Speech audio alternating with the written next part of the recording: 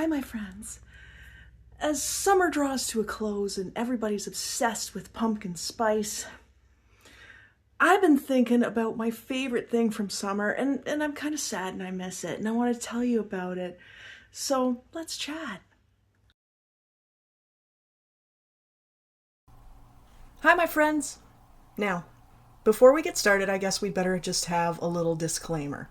If you don't like swear words, I do tend to let some slip out from time to time. Just bear that in mind. Maybe if you don't like them, I apologize. Just click away from me. I try to keep it very highbrow, but no, I don't. Anyways, there could be swears, just to let you know. Also, the quality in this is going to be a little raw. And let's talk about that, okay? It's not going to be like when I recorded my book, my big book, which you can find on this channel.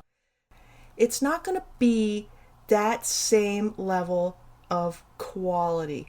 In other words, if I spent forever editing out every swallow, sibilant, plosive, clickety lips noise, this would take forever and it would never get to you. This is going to be raw, like we are sitting down together and we're chatting together as humans. Except, I guess the thing is that I'm the only one doing all the talking, and that's actually the worst kind of conversation. But just imagine that you're here too, and we're actually having a chat. Because you know what, my friend? I've been thinking about stuff. Let's talk about it.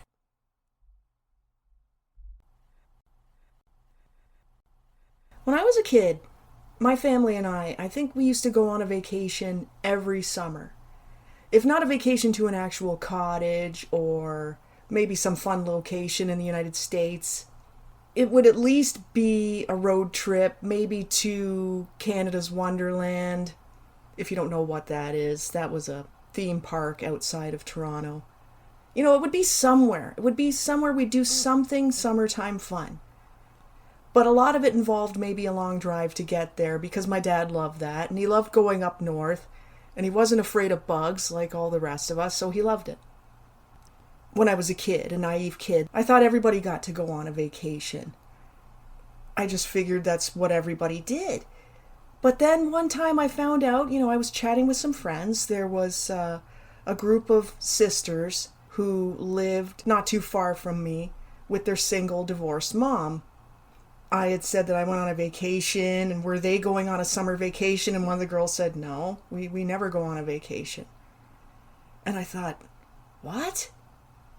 They never go on a vacation? I just couldn't believe it for some reason because I was young and naive and a little bit ridiculous. I thought, doesn't everybody go on a vacation? So that kind of stuck with me forever. I couldn't believe that everybody didn't get a chance to go on a vacation. I was pretty little. This is probably me in grade 2. So, silly kind of way to think. So now I realize that. And you know what? Because I am so grateful every time I get to go on a vacation. And especially this year. I do not know how I managed to afford it. I do not know how I managed to afford it. Magic, I guess. So this year, for me personally, it made it even more special. And because maybe you might be in a position where you never get to go on a vacation because we all don't have the money for these things, or maybe we're stuck in a job or whatever. There's so many reasons. If you couldn't go on a vacation this year, I'm inviting you in and you can share my vacation with me.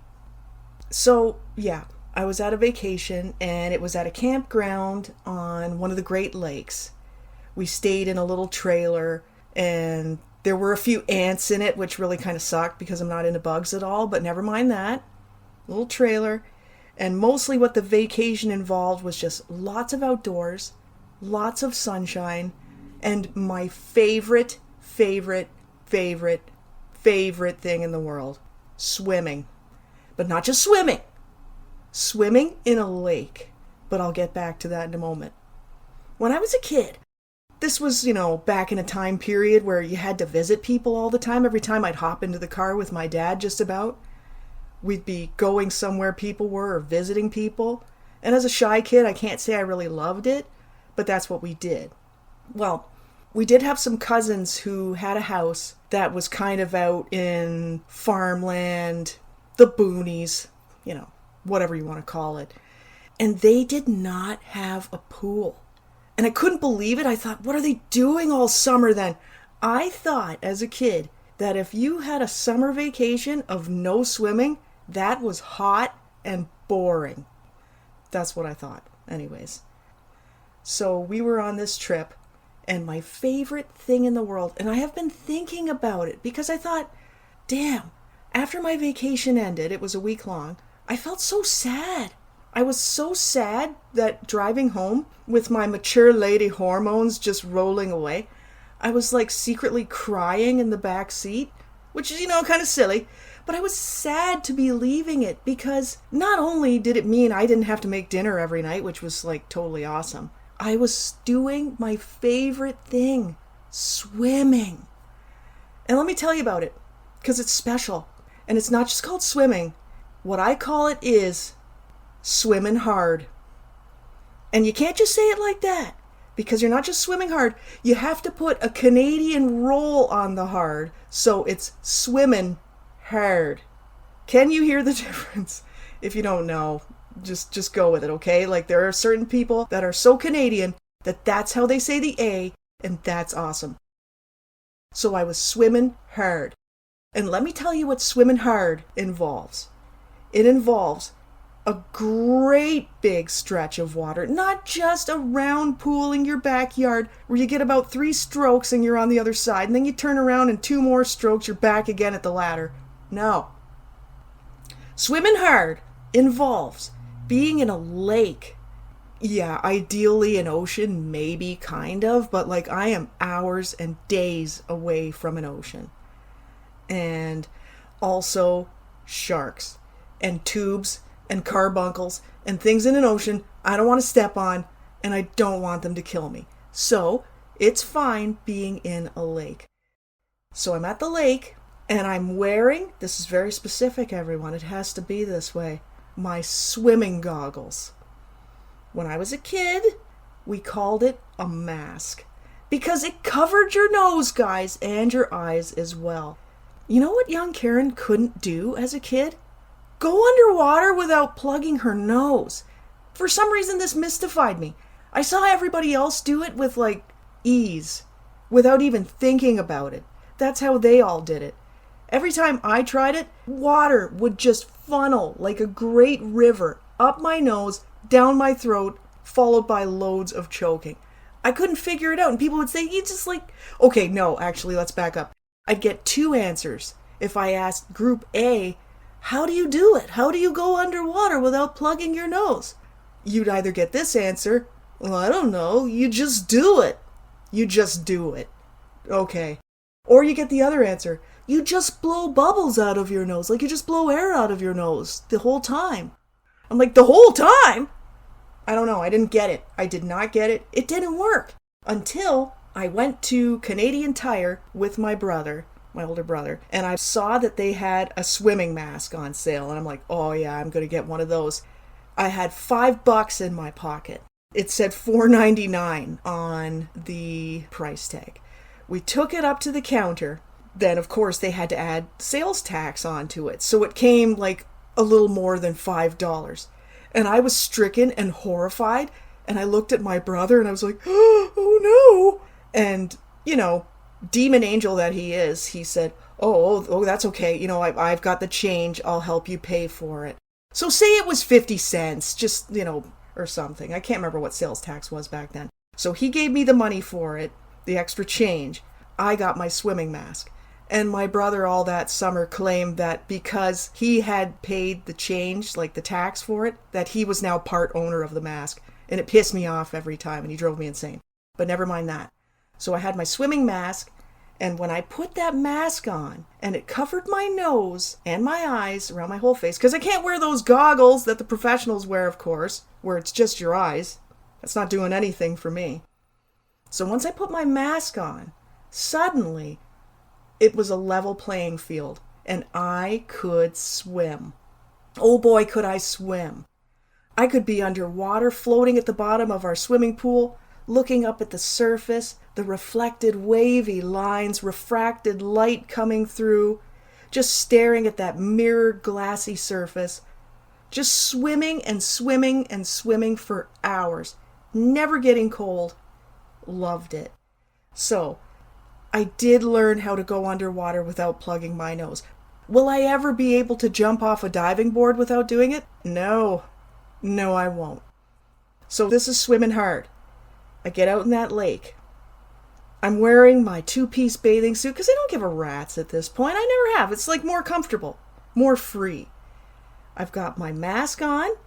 I don't care what kind of a dork I look like, all the other people out there. I might be the only grown-up lady out there with a mask on. So be it. So I get into the water, and then I just swim as hard and as fast as I can, just blasting through that water. Proper strokes. And it just feels like freedom. Just feels like freedom. It's kind of like a bit of a maniac display. But the crazier I go, the more like freedom it feels. And I see how long I can hold my breath and how many strokes I can get in that one breath. And this past vacation, I'd get up to about 20. So it was like, it was great. Every day. If only we could all go swimming. If only we could all be out there getting so much sunshine. It's my favorite thing to do in the world. And I thought, why? That's a simple wish, isn't it? Just to be able to go swimming in a great big pool all the time. Why can't I just have that dream? Why can't I just have that dream? Anyway, picture the swimming resort, the beautiful lake that looks wonderful in the morning when maybe it's a little bit calm, maybe it's rolling into shore just a little bit. There's certain areas of the park, just geese and ducks, but we call that like the geese resort part of the park. And there's all kinds of trailers and tents, and as you're motoring around, you see some rabbits on the green here and there. Lots of butterflies. Saw a lot of butterflies fluttering around. Maybe there'd be V-shaped flocks of geese going by overhead, honking away. That was nice. People walking with their dogs. All kinds of different dogs around the park. I saw a lot of groundhogs this year. Just crazy little guys. Have you seen a groundhog before? I kind of think of it as like a beaver, but without that beaver tail, like a different shape, like a fluffier kind of tail. These little bumbling guys, just like here, there, and everywhere. And every time I step out, little white butterflies fluttering past me. And just sunshine all week. 'Cause what do, everyone? We stay in the house too much, and I do too. And you feel so good when you're out in that sun for hours. And I barely looked at my phone all week, and that was fucking wicked. I barely looked at my phone. I'd check into social media a little bit here and there, but I felt really free. Maybe one day we swam at 8 o'clock in the morning. Most people were still asleep, so I feel like, there's some kind of magic in that. Then eat lunch, go out swimming for the whole afternoon at the beach, come in, have something that you throw on the barbecue, burgers, hot dogs, chicken, sausages, whatever, something just so simple. Maybe eat a little bit of some ice cream or whatever you like in the junky treats category. Finish your dinner, go out swimming again, then just maybe have a campfire that night. Wash off your bug spray if you're not into that, and go to sleep on the worst, crappiest, hardest mattress of your life. Because the beds are never great, right? The mattress that hurts your hip, makes your knees feel like they're going backwards after a while, kills your shoulder, you wake up every hour, but it's great. So, yeah, that's what I was thinking about. And another highlight of my trip I want to talk about, besides Swimmin Hard, which is my favorite thing. I think that's my favorite thing in the whole world. is that one of those days at the campground, they had a market day. Different tables set up where you could buy maybe some beef jerky at one table, kind of like some cured meats like that. Handmade jewelry at another thing. Handmade soaps at one of the tents. You can picture it. But my favorite, the farmer's table, where they've brought in the fresh produce, the fresh berries, the cucumbers and the onions and the potatoes that he's grown. And most of all, for me, on that table, peaches. Peaches! Because here in this part of the world where I live, the fresh, ripe, local peaches are ready in August. Sweet corn used to be ready at that time too, but now you see corn all year long, so what the fuck is up with that? I don't know, it seems kind of sus. But it's the peaches. You get a full basket of these beautiful peaches. Just lovely peaches. And then you come back and you eat so many peaches until they're gone. So I was just thinking about that, and like our basket of peaches by the end of the week, of course, was done. We get home, my grass is crunchy as fuck. It's just, there's no swimming. I don't have a swimming pool in my yard. At first I was a little bit sad, and then I thought, you know what? No. I'm so grateful. I'm so grateful I was able to do these things. It was so wonderful. I'm so grateful that I was able to swim like crazy all week. I gotta tell you, by the end of the week, my swimming was getting frigging strong. I was getting so strong with it. I cleared this huge space of water to get my sister, between me and my sister. I cleared it in it felt like seconds. I was flying.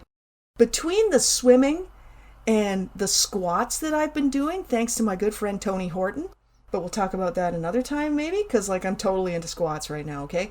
Squats. I've been doing squats like crazy. So between the squats and the Swimmin Hard, I feel like I was becoming a fucking beast by the end of the week. And then what? Then I come home, and instead of swimming hard, what am I doing, guys? Maybe sitting hard. And that kind of blows. But never mind. I'm not going to be negative about it. I am so grateful for the vitamin D, the wonderful trip, the beautiful sunshine, sitting outside seeing the sunsets, sitting outside watching butterflies go by, seeing a little groundhog guy just kind of sneaking past my little campsite. Oh, it's just, I don't know, it's amazing. So then I got home a little bit okay, no peaches, whatever. But then the husband comes home with a basket of peaches from the grocery store. Oh, basket of peaches and a carton of peach-flavored frozen yogurt. So it's okay, back in the game. So what did I do? I got my phone and my music site, my music app, and fired up, you know the song. I don't even want to sing it for you guys, because maybe if you're like me, it gets stuck in my head for days. Millions of peaches, peaches for me, Peaches by the Presidents of the United States of America. I'm going to be playing that on repeat all day because it's a ridiculous song, but it also kind of slaps, all right? It's it goes hard. Listen to it and find out. And if you want, you could say it goes hard instead. That's what I'm going to be doing today.